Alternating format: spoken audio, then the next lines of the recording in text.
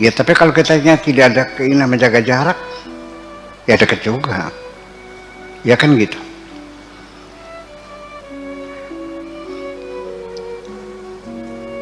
Artinya kalau kamu tidak ingin melakukan korupsi, jaga jarak.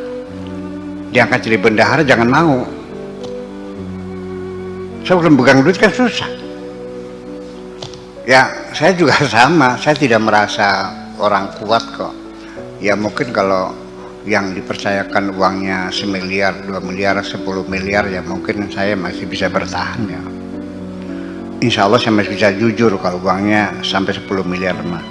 Tapi kalau uangnya 10 triliun saya nggak yakin kok. Percaya nggak pede?